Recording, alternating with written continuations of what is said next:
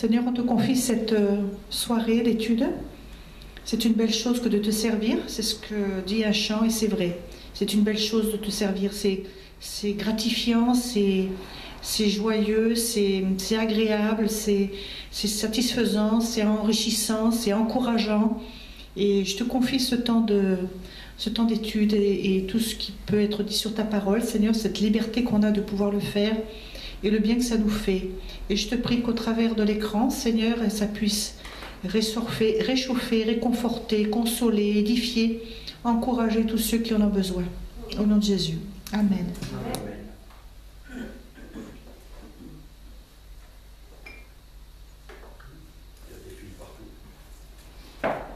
Bon, alors ce soir, on va terminer. Elle a éteint. Ce soir, voilà, elle a terminé on va terminer donc le deuxième chapitre du fondement biblique. Et puis, une fois de plus, David nous fera une surprise la semaine prochaine, mais on verra ça par la suite. Alors, il y a beaucoup de lectures à faire, donc on va donner les références, et puis vous chercherez dans vos livres. Aujourd'hui, donc, le Saint-Esprit. De même que Jésus est le Fils de Dieu, le Saint-Esprit est l'Esprit de Dieu. Il procède, c'est-à-dire il provient d'eux, il procède du Père et du Fils. Alors, une petite anecdote, vous voyez dans certains sports où l'on demande aux gens de pouvoir se projeter dans l'esprit du maître. C'est pas faux. C'est pas faux. Qu'est-ce que c'est? C'est tout simplement quelqu'un qui a émis un principe, et puis les gens qui veulent adhérer à ce principe arrivent avec l'esprit de celui qui a fait ce principe. Jésus est venu sur terre, il a fait le principe, et puis il a dit aux apôtres, je ne vous laisse pas seul. C'est l'Esprit Saint. Voilà. Alors, dans Jean 15, 26, c'est pas la peine de tout prendre, hein, on va en sauter. Dans Jean 15, 26, quand sera venu le Consolateur, je vous enverrai de la part du Père l'Esprit de vérité qui vient du Père, il rendra témoignage de moi. Dans Romains 8, 9, si quelqu'un n'a pas l'Esprit de Christ, il ne lui appartient pas. C'est logique. Si quelqu'un dit, moi je veux bien me diriger vers l'Éternel, Jésus, je ne veux pas en entendre parler parce que ça ne m'intéresse pas, ben, le Saint-Esprit, ça ne l'intéresse pas non plus. Mais c'est logique. Dans Actes 16, 7, mais l'Esprit de Jésus ne leur permit pas. Alors, on va lire ça parce que c'est un peu bizarre. Dans Actes 16, 7, qu'est-ce qu'il est dit? Mais l'Esprit de Jésus ne leur permit pas. Permit pas quoi? Alors, je vous ai donné les listes et vous ne les avez pas encore recherchées? Mais comme tu as dit que ce n'était pas toutes les références qu'on allait lire, donc on ne savait pas lesquelles préparer. Ouais. Ah bah. On n'avait pas marqué celle que tu lis. Ah ben non, mais moi j'avais déjà tout préparé avant, puis après vous m'avez dit qu'il faut en savoir la moitié, alors bon. Alors.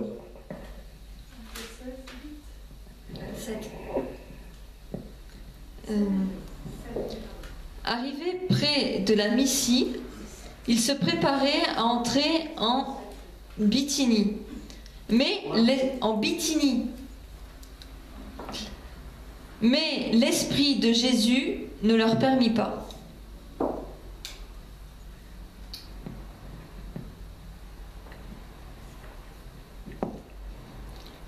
Alors, on va voir que le Saint-Esprit est une personne et pas simplement une influence, une puissance quelconque.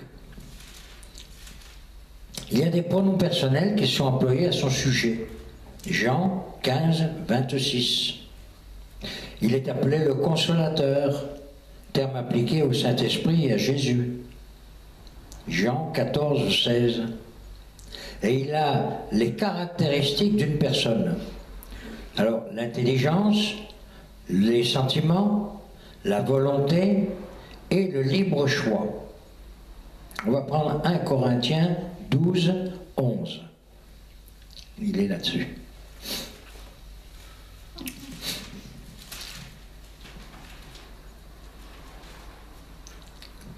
Alors on va suivre une quantité phénoménale de références, prenez-les et cherchez-les.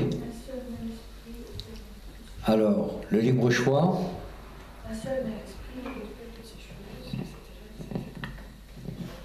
Alors, 1 Corinthiens 12, verset 11. Un seul et même esprit opère toutes ces choses, les distribue à chacun en particulier comme il veut.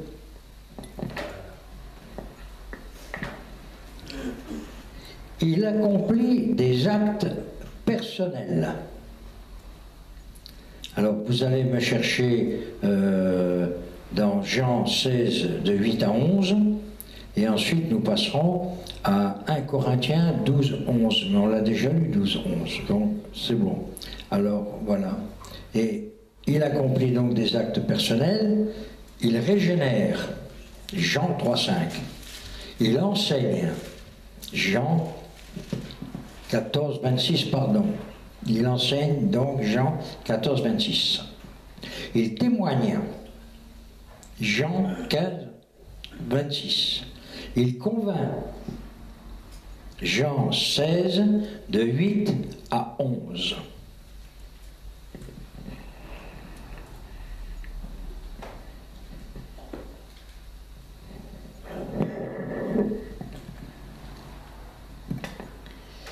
Et quand il sera venu, il convaincra le monde en ce qui concerne le péché, la justice et le jugement.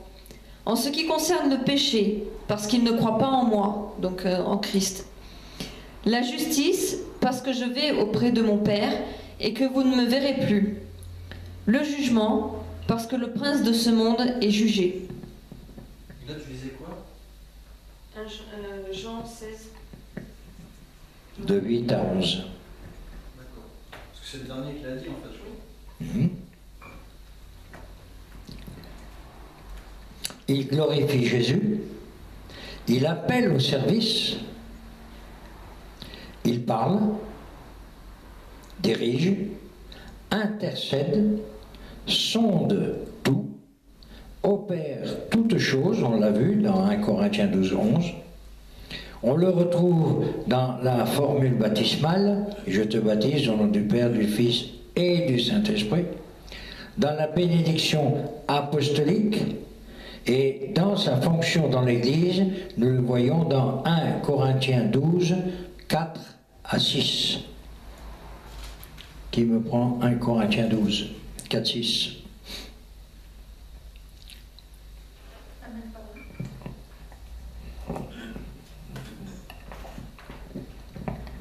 « 1 Corinthiens 12, 4 à 6. Il y a diversité de dons, mais le même esprit. Diversité de ministères, mais le même esprit, mais le même Seigneur.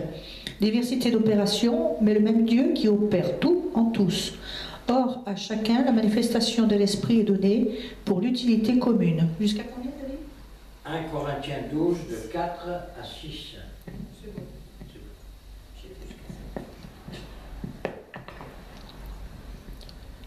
Il peut être traité comme une personne. On peut donc le tenter, lui mentir, l'attrister, lui résister, le blasphémer. On va prendre le blasphémer, Matthieu 12, 31. Pourquoi? Parce que là, attention, il y a un gros point rouge qui a été donné par le Seigneur. Tous les péchés seront pardonnés, sauf...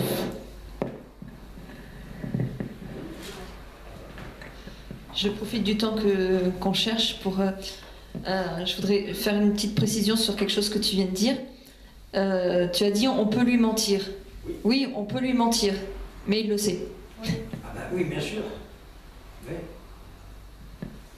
Le titre, c'était « Il peut être traité comme une personne ». Donc on peut lui mentir. Mais hein. Alors, il y a quelqu'un qui... Là, le blasphème, là? Toi, tu l'as? C'est pourquoi je vous dis, tout péché et tout blasphème seront pardonnés aux hommes. Mais le blasphème contre l'esprit ne sera point pardonné. Tu expliques après ce que c'est? Quoi donc? Le blasphème contre l'esprit. Oui. C'est très simple. Blasphémer le Saint-Esprit, c'est tout simplement dire, c'est une idiotie monumentale. On n'a pas à se conformer à ce genre de choses. Et puis, nous, on fait mieux. Et vous avez tout un tas de gens dans la société qui vous le disent carrément. Tout ça, il y en a même un qui a dit, la religion, c'est l'opium du peuple. C'est fantastique. C'est fantastique, mais je ne sais pas où c'est. Enfin, je ne sais pas. Je pense savoir à peu près où il se trouve aujourd'hui. Il a blasphémé l'esprit. L'esprit, c'est-à-dire, si, il a blasphémé l'idée que Christ était venu apporter sur terre. Or, c'est ça qui ne sera pas pardonné. On peut traiter les gens de tout ce qu'on veut.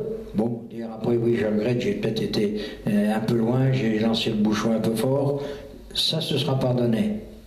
Mais le fait de dire, oui, toutes leurs histoires, et surtout le dernier, hein, comme il y en a certains qui disent, ah oui, mais ils adorent 3 personnes, hein.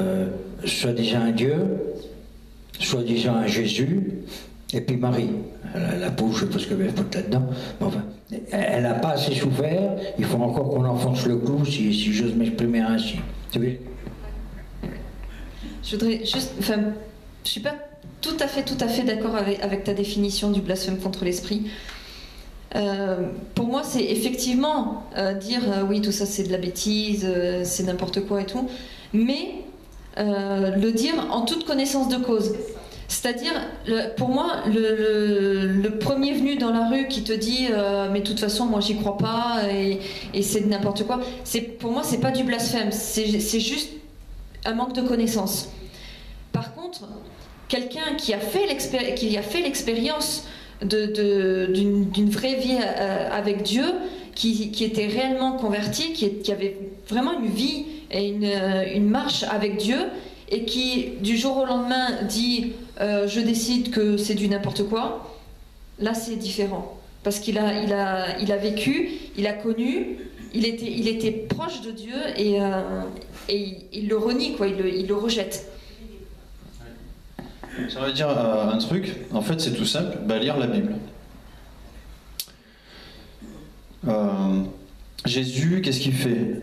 Il guérit un démoniaque aveugle et muet. Toute la foule était hors d'elle-même et disait, n'est-ce pas là le fils de David? Et les pharisiens l'ayant appris dire, cet homme ne chasse pas les démons ne chasse les démons que par Belzébul, prince des démons. Et voilà ce qu'ils disent au sujet de Jésus. Et comme Jésus connaissait leurs pensées, il leur dit, tout royaume divisé contre lui-même est dévasté, toute ville ou maison divisée contre elle-même ne peut subsister. Si Satan chasse Satan, il est divisé contre lui-même. Comment donc son royaume subsistera-t-il? Et si moi je chasse les démons par Belzéboul, vos fils, par qui les chassent-ils? Parce que les Juifs, ils avaient aussi des chasseurs de démons dans leur synagogue. C'est pourquoi ils seront eux-mêmes vos juges. Mais en fait, ils ne les chassaient pas de la même façon que Jésus. Ils n'avaient pas la même autorité. Eux, il fallait sur tout un tas de choses qui sont certainement dans la loi. Donc, ils disent pourquoi ils seront eux-mêmes vos juges. Mais si c'est par l'Esprit de Dieu que moi je chasse les démons, le royaume de Dieu est donc venu jusqu'à vous. Ou comment quelqu'un peut-il entrer dans la maison d'un homme fort et piller ses biens sans avoir auparavant lié cet homme fort? Alors seulement il pillera sa maison. Celui qui n'est pas avec moi est contre moi, et celui qui n'assemble pas avec moi disperse. C'est pourquoi, je vous le dis, tout péché et tout blasphème seront pardonnés aux hommes, mais le blasphème contre l'esprit ne sera point pardonné. Et en fait, là, on a bien la définition du péché contre l'Esprit Saint. Les gens, ils voient Jésus-Christ qui délivre, qui sauve, qui guérit, et ils disent « Non, c'est par Satan ». Alors maintenant, attention, parce qu'il y a des gens qui guérissent, qui délivrent au nom de Jésus-Christ, et Jésus-Christ, c'est écrit, il leur dira « Je ne vous connais pas ». Alors comment on fait pour discerner la différence? Parce que là on est dans un truc, comment je fais? Parce que je peux pas dire que lui il guérit pas par l'esprit de Jésus, je peux pas. dire ça. Mais il y a quand même quelques indices, je pense. Si on voit des gros séminaires publicitaires où on affiche « il va y avoir de la guérison, il va y avoir des miracles, etc. » Là, c'est forcer Dieu. Je commence à me poser des questions. Si il y a par exemple, il faut prier des statues, s'il faut faire des choses, des actes pour avoir la guérison et compagnie, là je commence à me poser des questions. S'il faut payer pour avoir un droit d'entrée dans le lieu où il va y avoir les guérisons, là je commence à me poser des questions. Mais je fais attention de ne pas dire ça vient pas de Dieu. Ça peut venir de Dieu et que la personne détourne et la personne l'utilise mal. Mais voilà, il faut se garder de dire ça. Mais l'explication du péché contre l'Esprit Saint, elle est juste les versets au-dessus. Alors, une précision supplémentaire, les études que nous faisons là s'adressent à des gens qui s'approchent, d'accord? Ça ne s'adresse pas, on le verra à un autre jour, hein, dans une autre étude, ça ne s'adresse pas aux gens de l'extérieur. Attention, attention. Les gens de l'extérieur, il faut les évangéliser. On verra dans je ne sais pas combien de temps, là, je ne sais pas où c'est que l'évangélisation, le culte, le vivre, hein, c'est dedans. Tout est dedans, ne cassez pas la tête. Mais pour le moment, nous faisons un cours pour des gens qui sont venus dans l'assemblée, à qui on n'a pas dit, si tu veux suivre ça, il faut que tu sois baptisé. Non, non, non, non. On a dit, venez, consultez ce que l'on vous dit, recherchez ce que l'on vous dit, dans la Bible, bien entendu. Ce n'est que lorsque tout le cours sera fini, l'évangélisation, elle est en C, et nous, on est en A. Alors, on a le temps d'y arriver. Une fois que tout sera fini, à ce moment-là, nous leur poserons la question. Veux-tu accepter de suivre Jésus? Alors, je veux dire quand même quelque chose, c'est que la vision que j'ai eue quand j'ai voulu mettre en place ces études, c'est que ça soit quand même aussi pour les personnes qui ne connaissent pas. C'est-à-dire que les gens qui connaissent, ils trouvent que c'est bien. Il y en a, ils partagent sur Facebook, ils partagent sur YouTube, certains. Et si ça peut toucher des gens qui ne connaissent pas Jésus, si vous ne connaissez pas Jésus, continuez à regarder les vidéos. Vous ne dites pas, oui, c'est pas pour moi, parce que je n'ai pas décidé. Mais voilà, apprenez quel est notre... vous croyez qu'on a une religion, vous voulez savoir ce que c'est. Moi je vous dirais, c'est pas une religion, c'est une relation avec Dieu. Si vous voulez savoir quelle est notre relation avec Dieu, continuez de regarder ces vidéos. Voilà. Nous avons ensuite, donc nous avons vu le blasphème, mais nous avons l'écouter. Il peut, toujours dans la série, il peut être traité comme une personne, d'accord? Donc l'écouter, l'aimer, ça fait partie aussi de cela, hein? Et les attributs divins qui lui sont reconnus, c'est quoi? Il est éternel, omniscient, omnipotent, omniprésent. Il a les mêmes qualités que l'éternel. D'accord? Donc il faut suivre tout cela. Des œuvres divines lui sont attribuées à la création, Genèse 1, 2.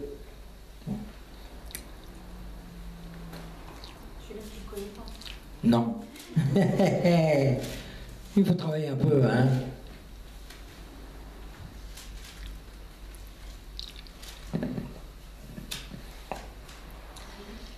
La terre n'était que chaos et vide, il y avait des ténèbres à la surface de l'abîme, et l'Esprit de Dieu planait au-dessus de l'eau. Au-dessus des eaux. Donc l'Esprit Saint était déjà là, l'Esprit de l'Éternel, d'accord? Alors, les œuvres divines attribuées, il y a en plus la régénération, l'inspiration des Écritures, la résurrection des morts. Ces paroles et ces ses œuvres, pardon, oula, ce soir ça va mal, hein, ses paroles et ses œuvres sont considérées comme les œuvres de Dieu. Comparez Acte 28 de 25 à 27, et un autre cherchera Ésaïe 6, 9 et Jean 12, 39 à 41. On va comparer Jean 12, combien? 12, 39 à 41. On commence par les actes.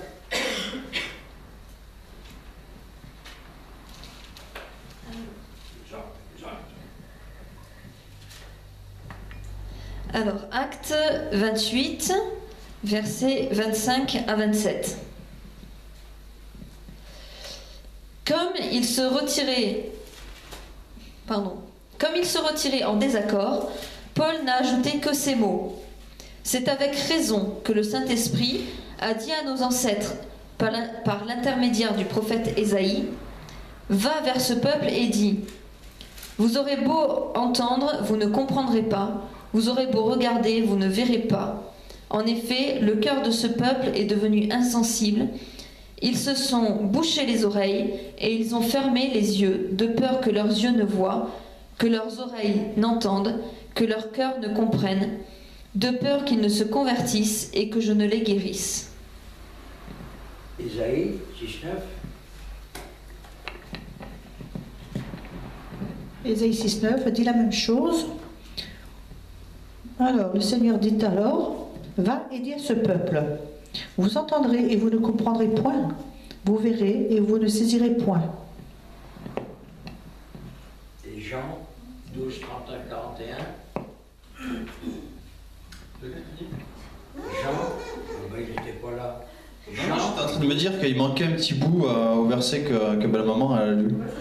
Ça dit aussi, regardez toujours, mais n'en apprenez rien. Oui. Il dit alors, va et tu diras à ce peuple, écoutez toujours, mais ne comprenez rien. Regardez toujours, mais n'en apprenez rien. Je sais pas, il me semble que c'était pas la même chose en fait, pas tout à fait. Si, ça veut dire la même chose. Oui, ça veut dire la même chose. On a beau en parler aux gens, les gens ont pris une décision, ne pas reconnaître. Ouais. Alors ça colle pas. Alors c'était Jean 12, 38, 41, c'est ça 39 à 41. Si on parle de l'éternel, De notre foi, de nos convictions, si on en parle à quelqu'un, à X, mais que cette personne ne veut rien entendre, il se bouche les yeux, il se bouche les oreilles, il se bouche le cœur, il ne comprendra rien. À la fin du spectacle, vous n'avez rien vu, vous n'avez rien... Il n'y a rien. On ne peut rien faire pour lui. Est-ce que l'on peut, par contre, nous, convaincre quelqu'un? Personnellement, moi, je n'ai jamais cherché à convaincre quelqu'un, pour une simple et bonne raison, c'est que personne n'a réussi à me convaincre de quoi que ce soit. Lorsque l'on a été la première fois à l'église à Kourou, la première chose que j'ai regardée, c'était le pasteur. Je lui ai dit, celui-là, c'est une tête que je connais. Je ne lui ai pas accordé un chèque sans provision ou un chèque en blanc.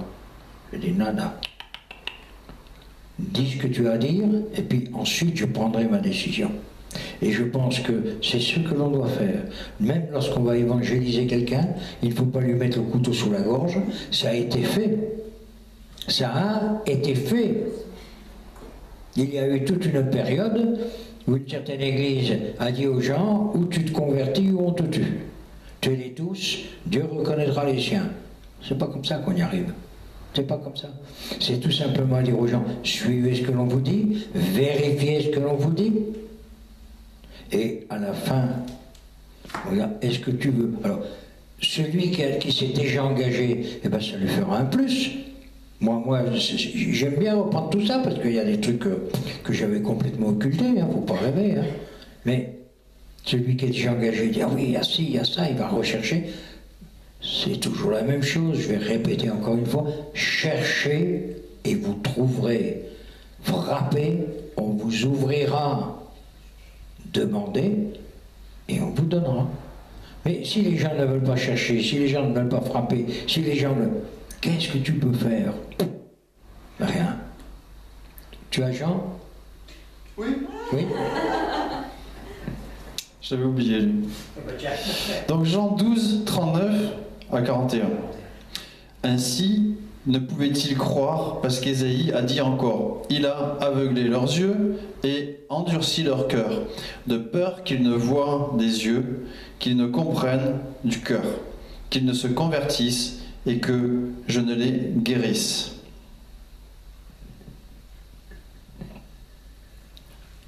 Il est appelé Dieu.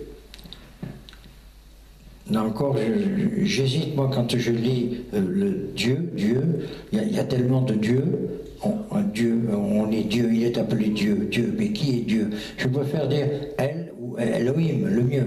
Hein, mais bon, c'est dans la conversation d'aujourd'hui, on dit oh, ben, il y a un Dieu, mais il y a un Dieu de Zidane aussi, c'est le Dieu du stade. Alors, si on compare l'Éternel avec un gars qui chute dans le ballon, j'ai rien contre Zidane, hein, mais enfin, j'ai l'impression que c'est pas la même grandeur. Hein, il faut, alors, on a dénaturé le mot Dieu. Il faut faire attention. Il faut faire attention. Oh, ils ont tous des dieux. Et puis c'est le même. Oh bah tiens non, pourquoi pas. Donc on constate, maintenant où nous en sommes, que après les études du Père, du Fils, du Saint-Esprit, nous pouvons nous rendre compte qu'il y a 3 personnes en une seule, Elohim. Et Moshe, Moïse pour les intimes, non le contraire, il ne pouvait pas le savoir ça. Quand l'Esprit Saint lui a inspiré d'écrire la Genèse, d'écrire tout ce qu'on appelle grosso modo la Torah, il y a des choses qu'il ne pouvait pas comprendre. Alors on a essayé humainement d'expliquer ce qu'on pouvait expliquer. Elle, celui qui est au-dessus de celui qui est au-dessus, on en revient toujours au premier chapitre. Im, ah ben c'est par respect. C'est par respect parce que c'est pas quoi dire d'autre, tout simplement. Or aujourd'hui, nous savons qu'il y a donc 3 personnes. Il était tout à fait logique que l'Esprit Saint lui dise tu mets au pluriel. Nous sommes d'accord? Les 3 sont donc égaux. La soumission du Fils et du Saint-Esprit au Père étant volontaire. Il n'y en a qu'un dans l'histoire, on en parle rapidement sur la Bible, qui a fini par dire un jour, moi, je me retire et je vais faire mon shmilbik à moi. On le connaît, c'est Satan. C'était le number one après l'Éternel. Oui. Et oui, il a la tête qui a gonflé, hein, et puis il a fini par dire, c'est moi que je, et puis on est là. Alors, ça pose d'autres questions, après on verra plus tard. Donc, réfléchissez, notez les qualités propres à chacune des personnes de la divinité, les conséquences que cela a dans votre relation avec l'Éternel.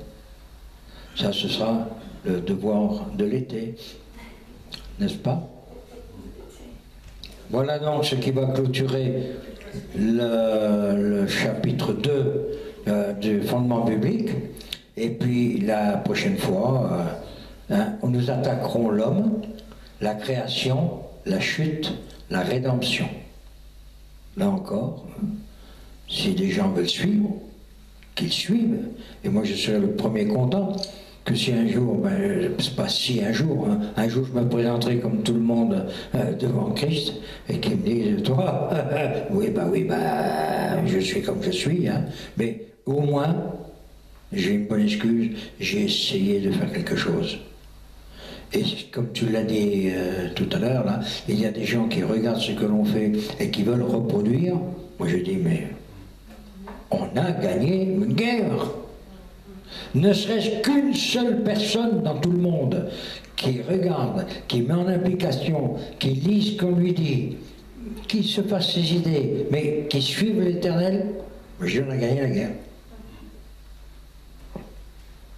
Je voudrais juste rajouter une chose aussi, proposer de faire une petite recherche.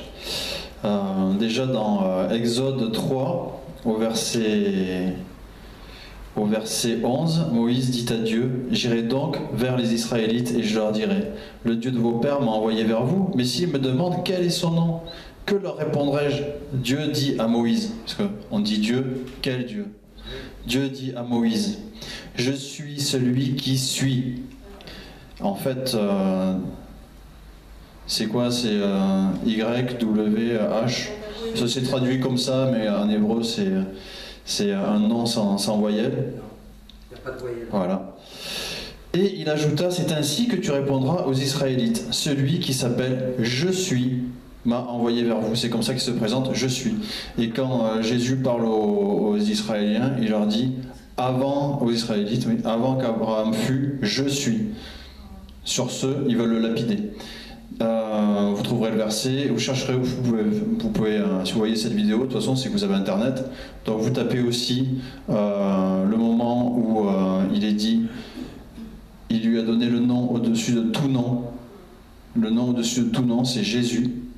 Je vous invite à la réflexion là aussi sur ce sujet-là, et je vous invite à la réflexion aussi sur qu'est-ce que veut dire Jésus, en hébreu c'est Yehoshua, qu'est-ce que ça veut dire? Voilà, réfléchissez, trouvez la réponse. Quelqu'un veut prier? Ne vous précipitez pas tous. Tu as oublié de parler de acte 5.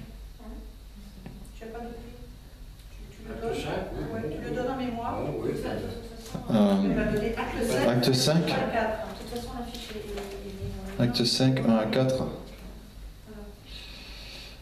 Tu l'as? Acte 5, c'est 3 et 4. Oui. Oui, il est appelé Dieu, acte 5, 3 et 4. Eh bien, lis-le parce que tu ne l'as pas lu. Ah, je ne l'ai pas lu, on va le lire. On est là pour ça. Vas-y, ça te fait. Alors, acte 5, 3 et 4. Pierre lui dit, Ananias, pourquoi Satan a-t-il rempli ton cœur au point que tu aies menti au Saint-Esprit et gardé une partie du prix du champ? S'il n'avait pas été vendu, ne te restait-il pas? Et après l'avoir vendu, n'avais-tu pas le droit de disposer du prix? Comment as-tu pu former dans ton cœur un projet pareil? Ce n'est pas à des hommes que tu as menti, mais à Dieu. Alors, et oui, alors voilà, et puis dans cette histoire, c'est un homme qui a demandé qu'est-ce qu'il fallait faire. Eh bien, vends tes biens, donne-les aux pauvres et rejoins-nous. Attends, vendre, oui, bon, je peux vendre. Donner aux pauvres, il faudrait peut-être que je regarde un peu dans la poche. Et quand il se présente à Paul, ça y est, j'ai tout fait. Ben oui, il peut mentir à Paul, Paul ne peut pas deviner ce qu'il a fait. Et c'est là qu'il lui dit, regarde, ça c'est un mensonge aussi contre l'esprit. Parce qu'il s'adresse à l'esprit, j'ai tout fait ce que tu as demandé, sauf ce que j'avais à faire. Et Paul lui dit, mais personne ne t'obligeait à rien, tu aurais pu garder même l'ensemble du produit de ta vente. C'était ton droit le plus strict, mais c'était pas nécessaire de venir dire j'ai fait comme ça, alors qu'il avait fait le contraire. Ouais. Et qu'est-ce qui se passe après? Il y a la nana qui rapplique, ça y est, il a tout fait. Non, pas toi. Lui déjà, il est mort. Et elle, tac, sur le coup, au suivant. D'ailleurs, vous taperez aussi. Parce que à qui est-ce qui ment? À l'Esprit Saint, d'accord. Vous taperez l'Esprit c'est le Seigneur, vous trouverez le verset, et vous taperez aussi l'Esprit de la prophétie, c'est Jésus. Cherchez. On peut prier maintenant, madame? Seigneur, moi je veux te remercier pour cette étude. Et je veux te demander que les paroles qui ont été prononcées ce soir puissent travailler nos cœurs et travailler les cœurs de ceux qui vont regarder la vidéo aussi. Et que je veux proclamer, Père, cette parole qui est écrite dans ta parole, qui dit que aucune de tes paroles ne revient à toi sans effet. Et je veux proclamer ce soir que chaque parole qui a été prononcée de ta part au travers de nos bouches ne reviendra pas à toi sans effet, ne reviendra pas à toi sans avoir touché les cœurs qui ont besoin d'être touchés, Père, dans le nom de Jésus. Amen.